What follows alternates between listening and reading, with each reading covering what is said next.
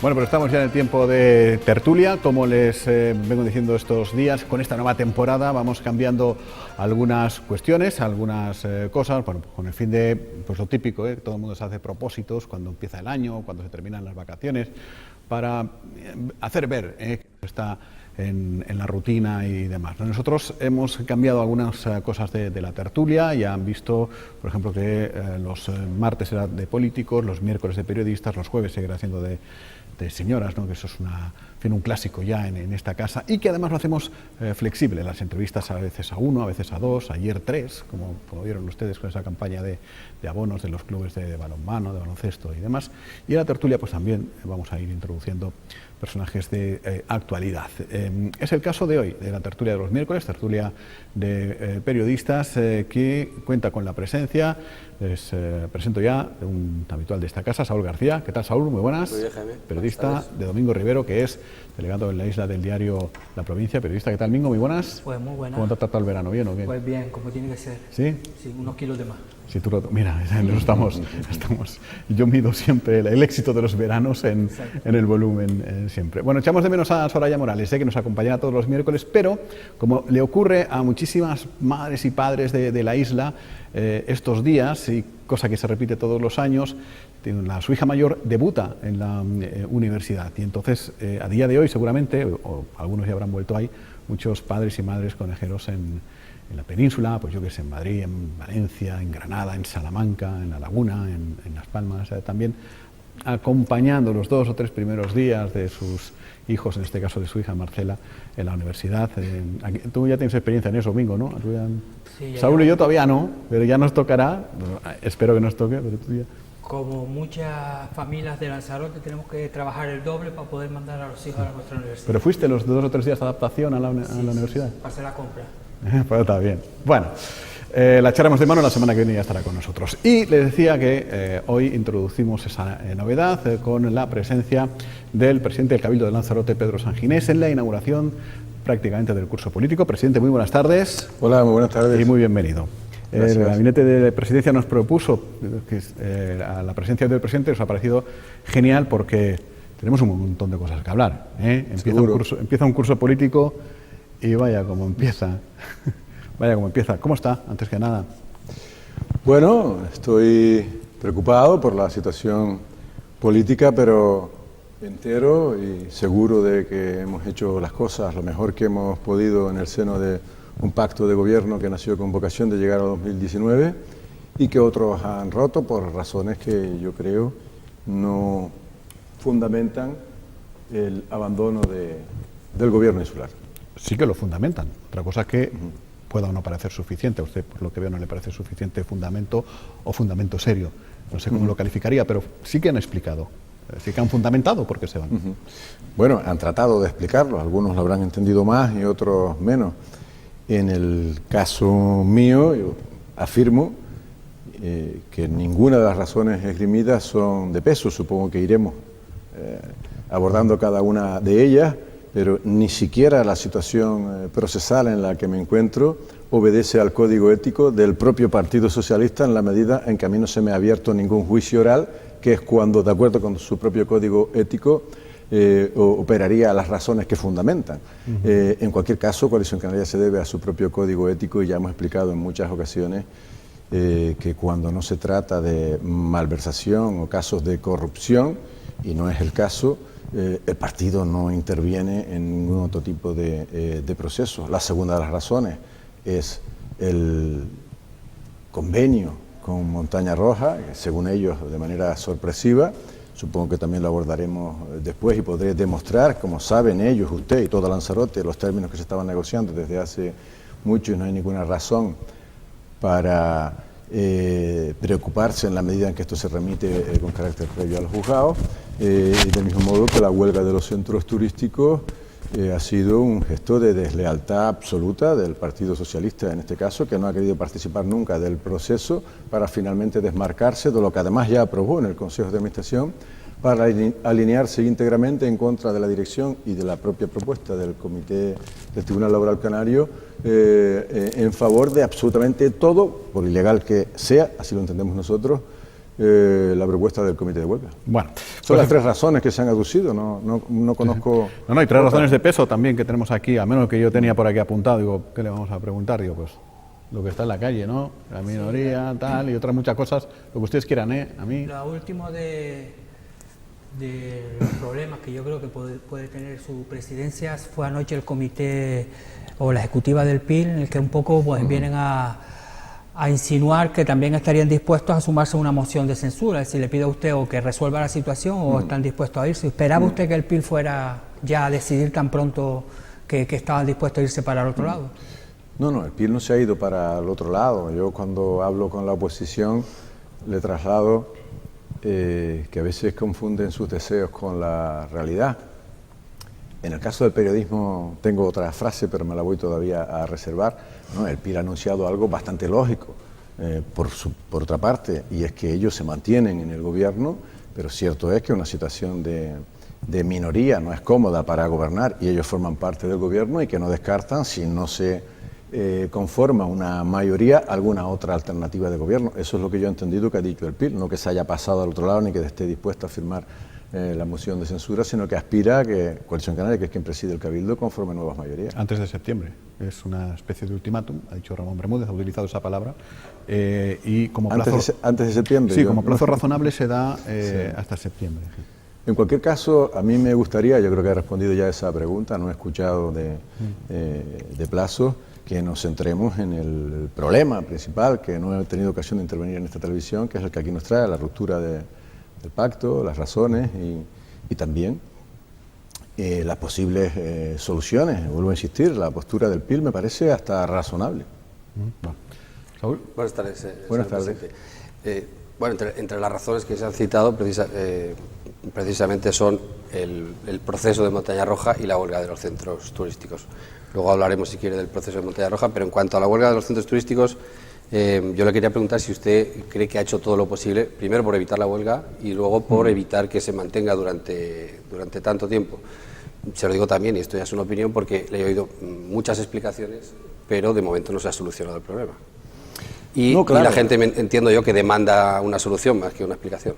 El problema no se ha solucionado, entre otras cosas, porque yo sostengo, y ahora trataré de explicar por qué, que esta es una huelga política que tenía como objetivo precisamente de lo que hoy aquí estamos hablando, la desestabilización política del Cabildo de Lanzarote y de los centros turísticos.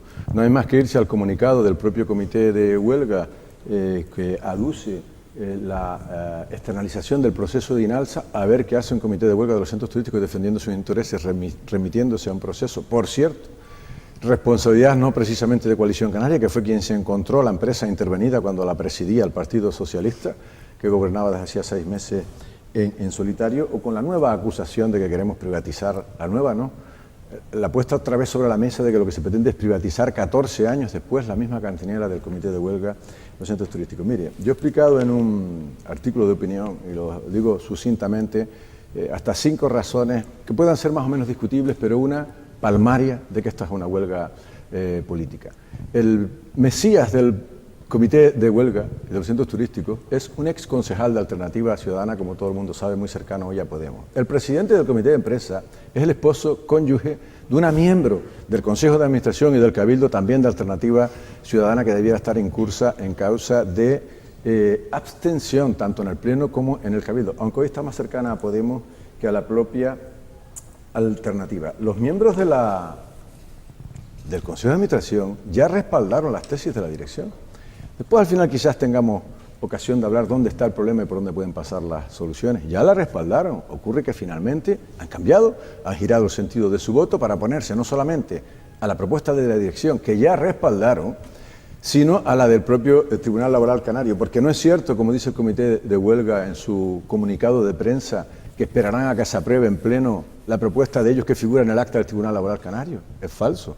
En el Tribunal Laboral Canario la única propuesta que figura en el acta es la de la dirección de empresa, o al menos aquellos que ellos entendían que podía contentar a las dos partes y que la empresa está dispuesta a aceptar. Por último, y esta es la otra de las objetivas antes de la palmaria, y lamento que la respuesta sea larga, es algo que yo creo obedece a las razones de peso del por qué don Carlos Espino, el secretario general del Partido Socialista, sigue detrás de todo este movimiento, y es precisamente su situación judicial y la pretensión de que quienes estén al frente de los centros turísticos del Cabildo sean otros para que el escrito de acusación ante el grave problema, ese sí, por corrupción y por malversación de fondos públicos, pueda tener. Pero si nada de esto son indicios suficientes para entender por qué es una huelga política y por qué no se puede terminar si quien la ejerce, que es el Comité de Huelga de los Trabajadores, están movidos, para mí los principales víctimas, por intereses políticos, es el pleno extraordinario que han solicitado.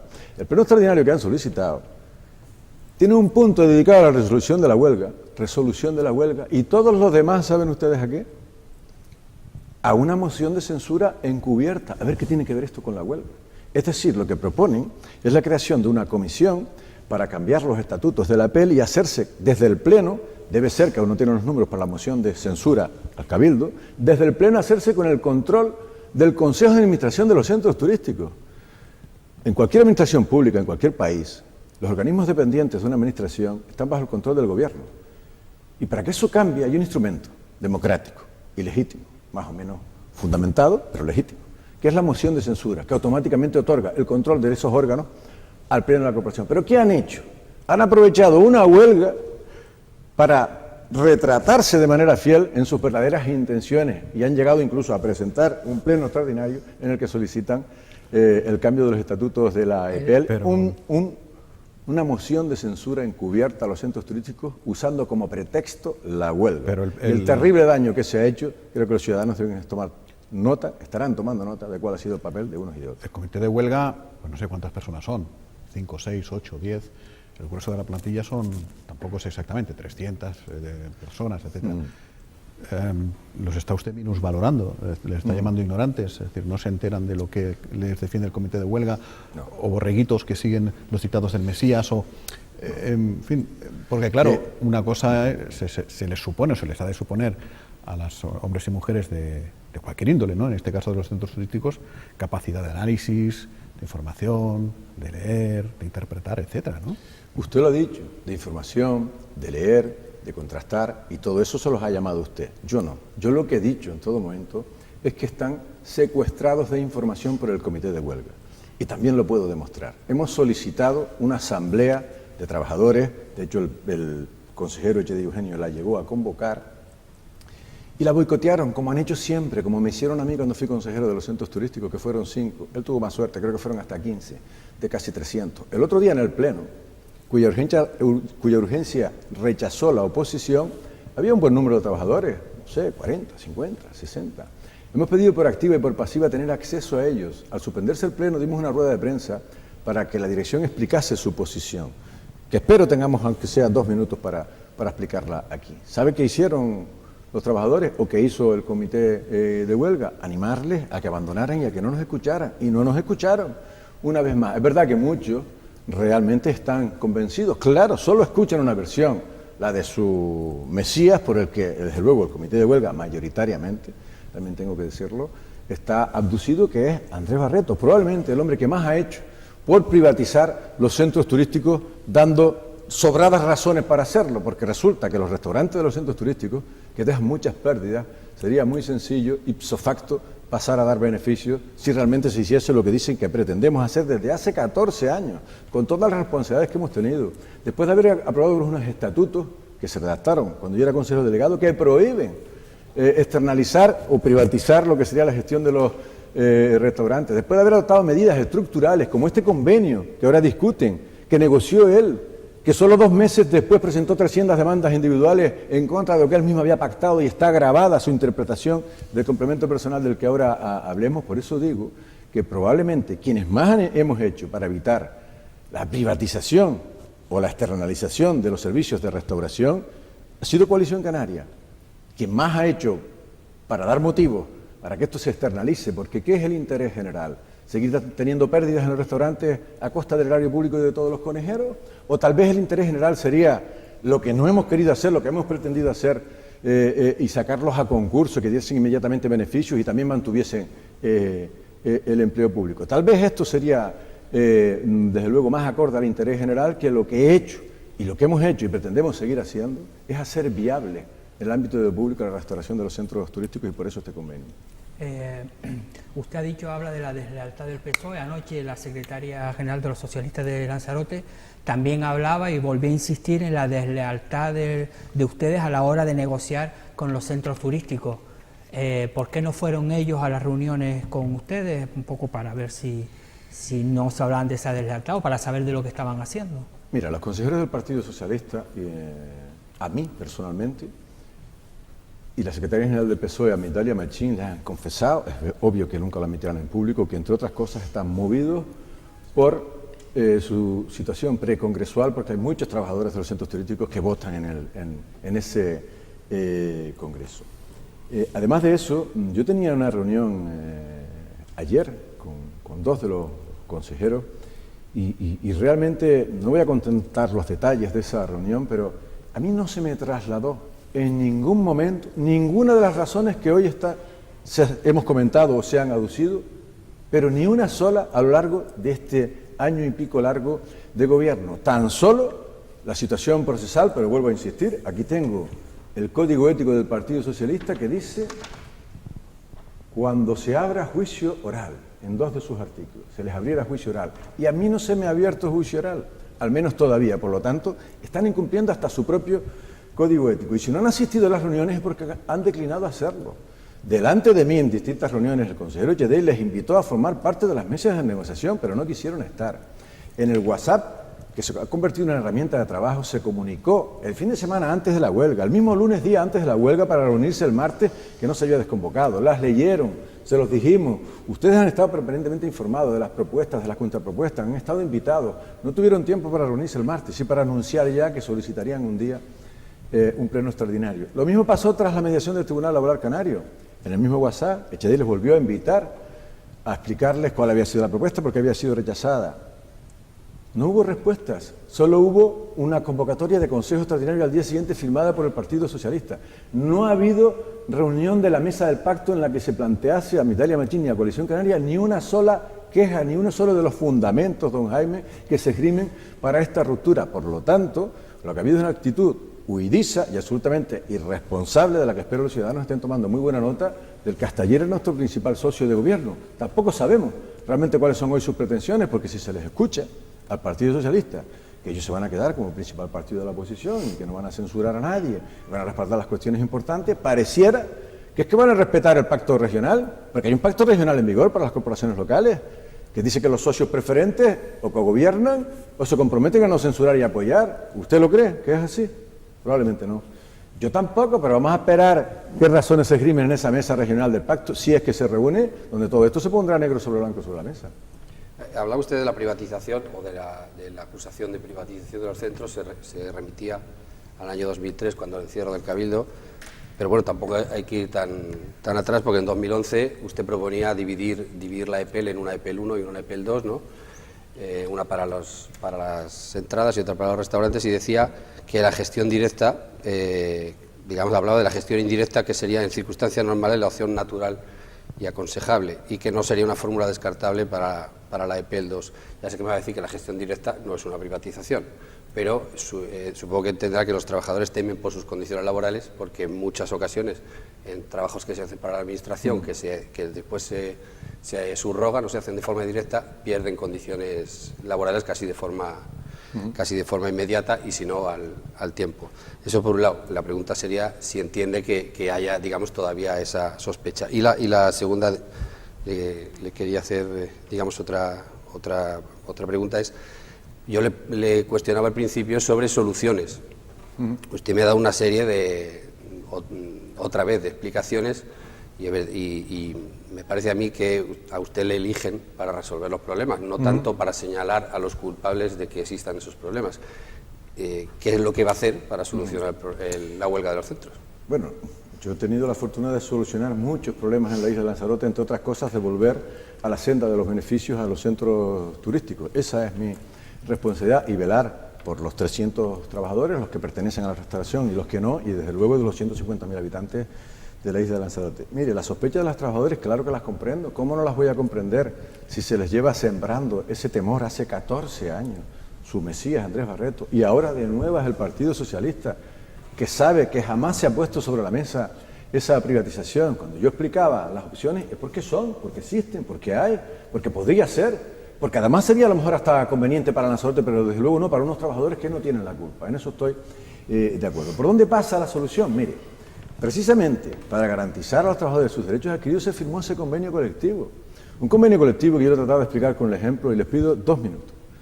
Si usted es un trabajador de la antigua plantilla que ganaba 100 y Jaime es uno de los nuevos y el convenio dice que va a ganar 80, ¿por qué? Porque no tiene 2 pagas y dobles y medias que usted sí tiene, porque no tiene antigüedad que usted sí tiene, o porque no tiene el plus que generó el problema de lavado de uniformes, disponibilidad y transporte, que decidimos no pagarle a los nuevos los 12 meses del año porque hay un mes en que no se lavan uniformes. Bien, entonces si usted gana 100 y él gana 80, ganaba 100, ¿qué dice el convenio? Que a los antiguos se le garantiza en un complemento personal la diferencia. ¿Cuánto es? 20, ¿verdad? Pues eso fue lo que se hizo. Ocurre que nos equivocamos, hubo un error en la redacción del convenio. El articulado hablaba de 11 meses, pero las tablas salariales hablaban de 12 meses también, esa otra gratificación, la de lavado de uniformes y 2 o 3 cosas más. Y finalmente lo perdemos en los tribunales que dicen que hay que pagarles 12. ¿Qué hicimos? Oiga, si a usted le vamos a pagar 12 y a usted también 12, a usted habrá que descontarle un mes porque ya se lo hemos pagado en el complemento personal, si no cobraría 13 y el mes solo tiene 12, el año solo tiene 12 meses. Pues bien, esto que generó el problema fue algo a lo que claudicamos finalmente y los trabajadores la mayoría no lo saben, por lo que hablábamos antes, no nos han permitido explicárselo. Eran 100 y pico mil euros por año porque ellos dicen que son los 4 últimos años, decidimos pagárselo, total 300.000 euros aproximadamente, venga, los pagamos, aunque usted lo cobre 13 meses. Esa gratificación. Y todavía sigue en la mesa, lo pusimos para evitarla, no la evitamos y la seguimos teniendo en la mesa. Ocurre, y con esto termino, dije 2, pero va a ser otro minuto, cuando accedimos a eso, se nos salieron con otra cosa. Y es que existe otra deuda, otros atrasos desde el año 2014 que se firmó el convenio. Y es que resulta que en el proceso de negociación, y el ejemplo que antes les ponía, en lugar de 80, don Jaime, decidimos que todos iban a cobrar 83, en vez de 80. ¿Cuánto tiene que cobrar Saúl para seguir ganando 100 como complemento personal? Que era lo que decía el convenio y cómo se calcula. Pues serán 17 en lugar de 20, ¿verdad? Pues bien, los trabajadores dicen que no, que son 103, que a usted 83 y a ellos ya no 100, y 103 es una subida de 3% sobre el salario que antes tenía, y lo que dice el convenio es que en la firma, el complemento personal, y lo dice también la sentencia, que en eso no le han dado la razón a los trabajadores, se calcula por diferencia entre lo que usted ganaba antes y lo que se ganaría después, en el momento en que se firma el convenio. Es verdad que a posteriori, esos 17 ya no se le pueden nunca minorar en sucesivas subidas. Eso también lo dice el convenio. Y ahí está el debate jurídico. Pero bueno, volvemos y lo a que lo mismo. ha pretendido. Esas son explicaciones. Sí, sí, lo que ha pretendido. Le agradezco la explicación. Lo que ha pretendido. Pero yo le pregunto otra cosa. Lo que ha pretendido el comité de huelga y lo que pretende ahora los grupos políticos, además de la moción de censura encubierta, es que se les anticipe el dinero. Y que luego si pierden se los devuelva. Cuando resulta que esto se resuelva en los tribunales, la solución es esperar, si tan seguros están de tener una sentencia que les da la razón, es tan sencillo, después de 2 años y medio o más del año 2014, esperar a las primeras sentencias que serán en noviembre, que dirán si está mal o bien ejecutada los cálculos que ha hecho la Administración. No había ninguna necesidad, 2 años y pico después, de no esperar 2 meses, de plantear una huelga indefinida de 24 horas desde el primer día, cosa que jamás han hecho. ¿Por qué lo hicieron? Por razones políticas. ¿La solución por dónde pasa? Por esperar. Habrá informes antes que se debata el pleno extraordinario, amén de los que ya tenemos jurídicos, espero que determine que no podemos acceder a eso. Y si se llegase a aprobar con o sin nosotros, ya le adelanto que Coalición Canaria recurrirá a los tribunales, lo que entendemos es ilegal. Desde luego, le voy a decir por donde no pasa la solución, que es por claudicar a acceder a pagar a los trabajadores aquello que dicen nuestros informes jurídicos, y estoy convencido que lo dirán el de función pública o el de intervención, lo que es ilegal. A eso no vamos a acceder nunca. ¿Cuándo va a convocar Jamás. el pleno? El pleno que ha pedido la oposición, como quiera que contiene una propuesta que nosotros entendemos ilegal y que a lo que aspira, vuelvo a insistir, es a una moción de censura encubierta en los centros turísticos, se convocará al final de los plazos legalmente establecidos, que es allá por el mes de octubre. El que se va a celebrar antes, si yo puedo, es aquel cuya urgencia impidieron debatir, extraordinario, que lleva la propuesta que ya votaron todos los grupos políticos. que es la que estoy diciendo, en la que se accede a pagarles el mes 13 a los antiguos trabajadores, pero no se accede de ningún modo a adelantarles o anticiparles aquello que sería una subida salarial, porque lo que es inequívoco es que terminarían ganando más que antes de la firma del convenio. Y eso está muy claro en el convenio, está muy claro en la sentencia, está muy claro cómo se calcula el complemento personal. Si al final algún tribunal nos quita la razón, dentro de 2 o 3 meses, pues no quedará más remedio que ejecutar también esa sentencia, pero no antes. ¿Por qué no se hace antes? Digo, ¿por qué se hace antes? ¿Por qué se presiona antes? ¿Es que acaso se pretende que se le otorgue más que lo que una sentencia les garantiza? Porque si no es así, ¿qué motivo había para esta huelga, como no sea la política? Y en el caso que, la última que ya de los este tema, trabajadores porque en teoría pierdan, se supone que la isla ha perdido millones de euros, los centros turísticos han perdido millones de euros. ¿Se reservan ustedes algún tipo de acción contra el comité de empresa, contra los trabajadores? Bueno, no eche usted más leña al fuego. Los centros turísticos no han perdido, que yo sepa, millones de euros. Han dejado de ingresar en torno a 2 millones de euros, que es muy distinto que perder 2 millones de euros. Porque para obtener esos ingresos habría habido que afrontar muchos gastos que no se han afrontado. Y les recuerdo que hay restaurantes que lo que han dejado es de perder, porque pierden todos los días, ¿no?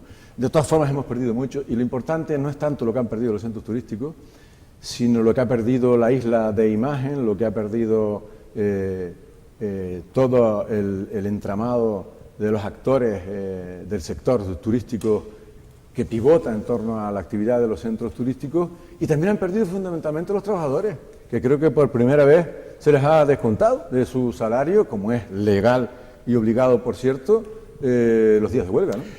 La otra cuestión, digo por cambiar de tema, porque es que el tiempo pasa volando y no nos va a dar tiempo de hablar de otra de las cuestiones que ha argumentado el Partido Socialista, aunque no las hubiese argumentado el Partido Socialista, es decir, otro asunto que está de plena actualidad es el famoso convenio para poner un poco de orden con el tema de la desaladora del sur y abastecer de agua en el caso de Montaña Roja. ¿No ha intentado usted que lo aprobara el consorcio del agua? De momento no lo ha conseguido. Han remitido esa propuesta de acuerdo a los tribunales para que ellos informen o informen. ¿Pero qué ocurre con todo esto de las desaladoras? Ahora ya se puede dejar que vendan agua, no se puede, antes no se podía.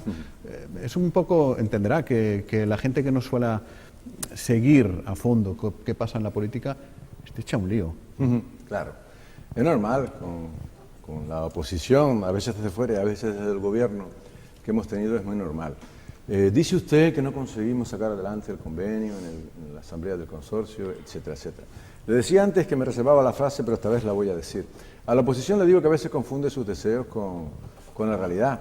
A usted le tengo que decir que a veces los periodistas confunden sus deseos con la noticia.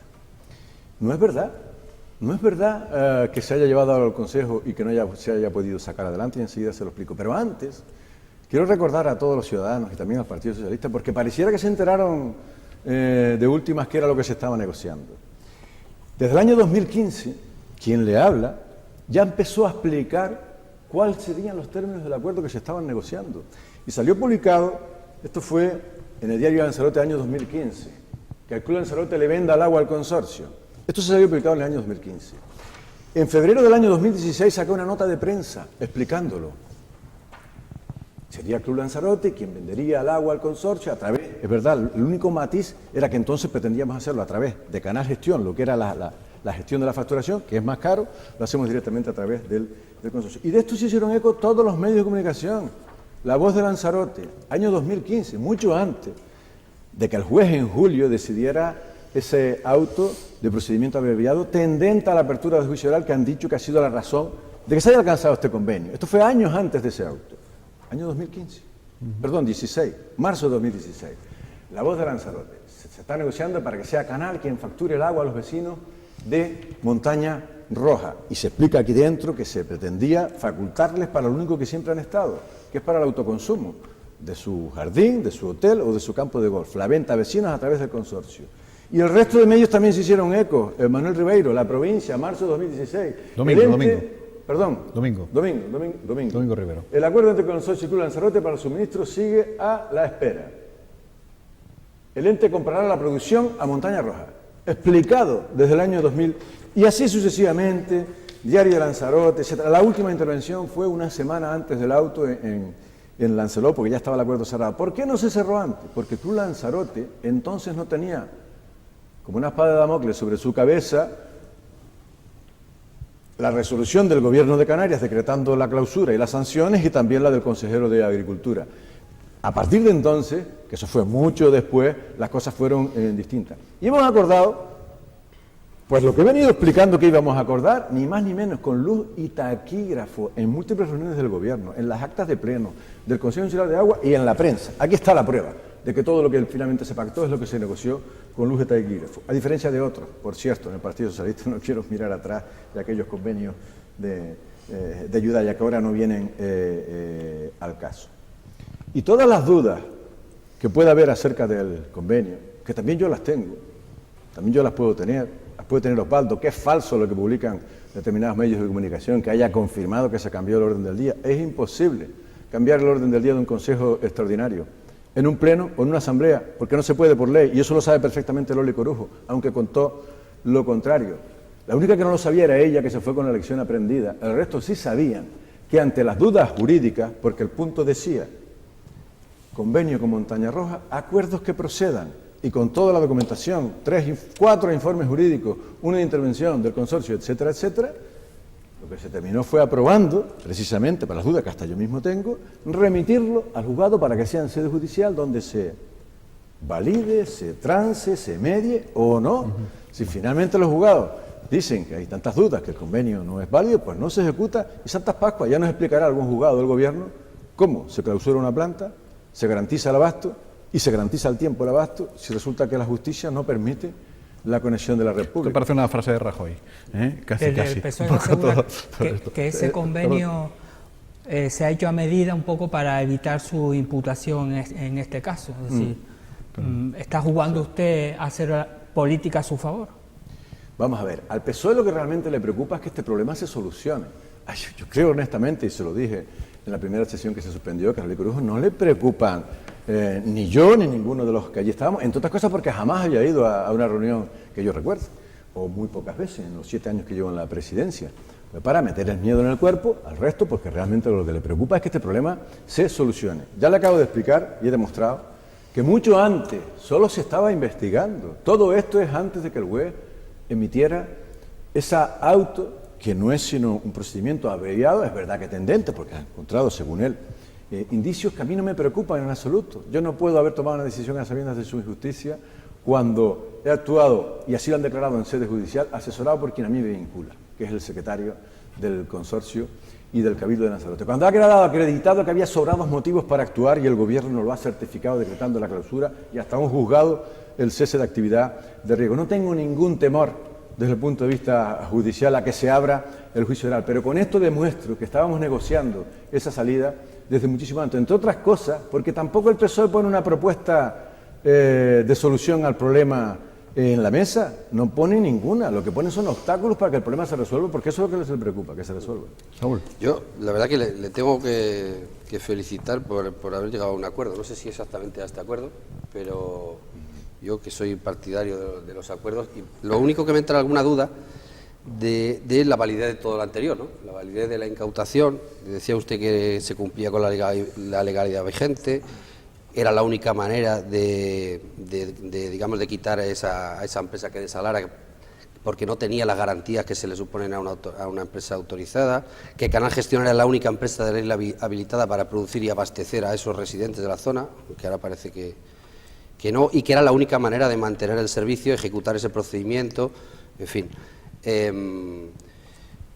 Supongo yo que se podía haber ahorrado la incautación y todos los procesos posteriores, todos los pleitos contra Montaña Roja, y haber empezado, como ha empezado, un proceso de regularización o de que podía abocar al cierre o no del resto de las desaladoras, que por cierto, ahí también debo felicitarle, aunque le extrañe, el empezar un proceso de regularización de esas desaladoras, pero en el año 2009, los que usted entró en el octubre de 2009, vamos a decir... Son muchas cosas, después la respuesta va a ser muy larga, ¿eh? Me parece bien, sí. Lo digo por si la quiere usted dejar la de 2009 para después. Si se va a hilar, no se preocupe. En el año 2009 ya le advertí a los administradores concursales de INALSA de que había entre 60 y 80 desaladoras que hacían que INALSA no pudiera facturar una gran cantidad de agua. Esas desaladoras han seguido igual y qué es lo que ha cambiado entre el año 2010 y en el 2017 para que haya estado todo este tiempo, digamos, soportando esas desaladoras que estaban en situación irregular y ahora sí que se inicia ese procedimiento. Bueno, voy a tratar de abreviar. Le agradezco la felicitación por el acuerdo, pero le tengo que confesar que no creo realmente que usted se alegre. Eso se lo debe de confesar, es una opinión personal y sabe que no tengo pelos en la lengua para ello. Mire, no es cierto que ahora no sea el consorcio o el canal los únicos habilitados para vender agua a los vecinos. Sigue siendo así y el convenio no dice nada distinto. El convenio lo que dice a usted le voy a facultar, si los tribunales consideran que todo esto es transable, porque es verdad que hay dudas, le voy a renovar la autorización que en su día tuvo, que era para autoconsumo, lo expliqué antes. Para vender usted no puede, y ellos lo reconocen en el convenio. Asumen que no están capacitados para vender agua, que solo puede vender el consorcio. Pero se la van a comprar ustedes. Por favor, no me interrumpa. Que solo la puede vender el consorcio. Por lo tanto, habrá por fin contratos legales entre el consorcio y los vecinos, que es a nombre de quien se emiten las facturas. No estamos diciendo nada distinto. Ocurre que algunos son capaces de sostener una cosa y la contraria al mismo tiempo. Que el pleitear es malo y que llegar a acuerdos también es malo. Que supuestamente pesar sobre la administración una millonaria indemnización, que ya dijo el Consejo Consultivo, que todavía, desde luego, eso ni siquiera toca, es malo, pero acordar que eso deje de ser una amenaza para la administración también es malo, porque resulta que había unas sanciones a las que vamos a renunciar. O sea, no se puede decir una cosa y la cosa. Sí se puede. Sí, pero no sin caer por su opinión, no por la de los, por favor, que yo no le he interrumpido, señor moderador, le ruego que... No, pero vamos, es absolutamente normal. Es lo que pretende que vaya usted al grano. Sí, es decir, yo, perdona por interpretarte, Saúl, pero decir, y todo esto que de ahora... ¿por o sea, qué que no solo me interrumpe Saúl, sino usted también. No pasa nada. Yo aguanto aquí estoicamente. Como bien ha dicho, soy el moderador. ¿Por qué? La pregunta que hacía Saúl es ¿por qué antes de ir con el cerrajero no se hizo el convenio? Es... un poco por ir al grano, y nos hubiésemos ahorrado un montón de disgustos y usted más, ¿no? No, es que eso también lo iba a responder, pero lo anterior también estaba respondiendo a algunas de las cuestiones que preguntó. O sea, ¿acaso crees que el tiempo corre y claro, por ir al quid de la cuestión? Bien, y si usted me continúa interrumpiendo, se acabará el tiempo y no podré responder a la pregunta de Saúl. ¿Por qué antes no? Porque antes Club Lanzarote, a pesar de que también lo intentamos, lo he explicado muchas veces, si cuando iba la Guardia Civil y nosotros de camino a la incautación, a ver cómo se puede hacer coacciones con la Guardia Civil delante, dicho sea de paso, le llamé por enésima vez para plantearle que hubiera una solución amistosa a la que hasta entonces habían negado. ¿Por qué? Porque no tenían ninguna espada de Damocles sobre la cabeza que les impidiera seguir haciendo lo que llevaban 20 años haciendo. Intentamos la negociación durante muchísimo tiempo y después también la intentamos. Es que la incautación era cautelar, transitoria, hasta que hiciéramos las obras que también nos pararon. No necesitamos esa planta para suministrar, pero ellos no estaban en disposición de llegar a acuerdos. Por eso antes no, y después sí, en lo que al acuerdo se refiere. En cuanto al 2009... O 2010 o 2011, vamos. 2010 con las desaladoras, mire, lo que decían los informes de los administradores concursales, si usted se los ha estudiado, es que entre otras cosas no se actuaba porque no había capacidad para atender a esas 50 desaladoras. Es que en el año 2009-2010, cuando yo llegué, don Saúl, usted sabe perfectamente que la empresa no estaba en mis manos, estaba en manos de la justicia, porque habían sustraído su control, incluido del Consejo de Administración, a doña Manuela Armas, presidenta del Cabildo del Partido Socialista. Esa era la situación entonces, y los administradores concursales nos decían que efectivamente había plantas ilegales, pero no se podía actuar, y aunque hubiésemos querido, no habríamos estado en disposición de hacerlo. Primero que no podía, porque INASA no estaba bajo control político. Y en segundo lugar, no había capacidad de las plantas, porque no se habían hecho las inversiones que después afortunadamente ha hecho el canal, y tampoco estaba construida Lanzarote 5, que estaba construyendo el gobierno en esos momentos. En el año 2013, cuando recuperamos el control del Consejo de Administración, porque se levanta el concurso, con el concurso, valga la redundancia, de gestión del ciclo integral del agua, se realizan las inversiones, se termina la planta 5, ahora sí estamos en disposición y lo hacemos ahora porque debemos y podemos. Siempre debieron, otros, yo no. Yo en cuanto pude, hicimos lo que debemos. Lleva usted 8 años en la presidencia. Sí, llevo 8 años en... Y lo hace ahora. Efectivamente, lo hago ahora porque hasta el año 2013 o 14 no llega al canal. Y las inversiones no se hacen en 2 años, las inversiones se han estado haciendo durante todos estos años. Es así, es la pura realidad. Que no había capacidad para es decir, que las plantas desaladoras de los hoteles eran imprescindibles para no desabastecer la isla. Para no desabastecerse a sí Eso es lo mismo. que sostiene usted. Para no desabastecerse a sí mismo, las plantas de autoconsumo, ¿cómo van a ser insuficientes para abastecer la isla? ¿Usted se ha dado cuenta de la incoherencia que acaba de decir? Si son de autoconsumo no son para la isla. No he dicho ninguna incoherencia. Son de autoconsumo para los clientes de los hoteles. Que están en la isla. Que dice, exacto, que están en la isla. Que dice el plan hidrológico que si no llega la red pública no pueden existir. La red pública no llegaba. Pero es que aunque llegase no podía abastecerla. Porque las plantas, usted recordará que se cortaba el agua hasta 2 y 3 veces a la semana. Sí, señor. Hasta la llegada del canal Gestión. No llegaba a Montaña Roja, pero a Costateguise y a Puerto del Carmen sí llegaba y hay muchas desaladoras en eso. Sí, pero sin capacidad para suministrarlo, como le vuelvo a repetir, que es lo que reflejan los administradores concursales ya en sus informes. Porque le devuelvo la pregunta. ¿Por qué no lo hicieron los administradores concursales, que eran los que tenían la responsabilidad de hacerlo en los años en que estuvo intervenida la empresa? Yo he venido aquí a preguntar, no a responder. Bien, pues yo le doy la respuesta también a mi pregunta. Los administradores concursales no lo hicieron por la misma razón que no lo hicimos nosotros después.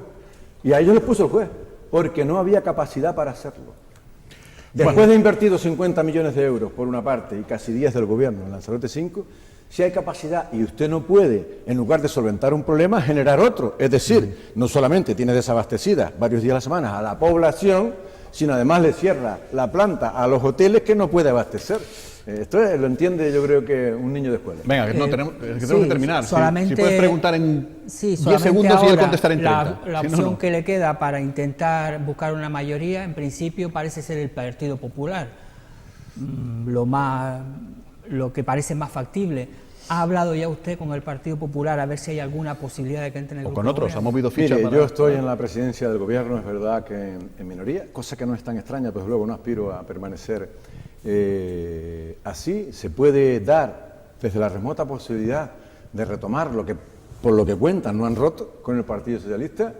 Se puede dar nuevas mayorías o se puede dar lo que es un instrumento democrático, que es la moción de censura, si la oposición logra sumar los números para hacerlo. Yo tendría que hacerlo con toda deportividad política y hasta entonces trabajar como hasta ahora, con mucha seriedad, con mucho rigor, tratando de buscar soluciones a los grandes problemas que tiene esta tierra y que tienen los lanzaroteños, porque es mi Venga, obligación. que nos tenemos que ir. Usted sabe que aquí, en fin, yo suelo ser como bastante así de la broma, y entonces, por si acaso no nos vuelve a visitar como presidente del Cabildo, que eso, en fin, no está desde luego en mis manos, no sé si usted quiere inaugurar el curso político con la gente que le está viendo ahora mismo y decirles algo. No, yo he dado un mensaje de tranquilidad a los ciudadanos, creo que lo acabo de dar, y a los contertulios, agradecerles tener la oportunidad, porque ellos, creo que domingo también todavía intervienen en un medio de comunicación, el que más horas me dedica en esta tierra y el único que no me permite rebatir los argumentos que ellos esgrimen y que hoy me han dado la oportunidad de hacer en este medio. Muchas gracias a los dos,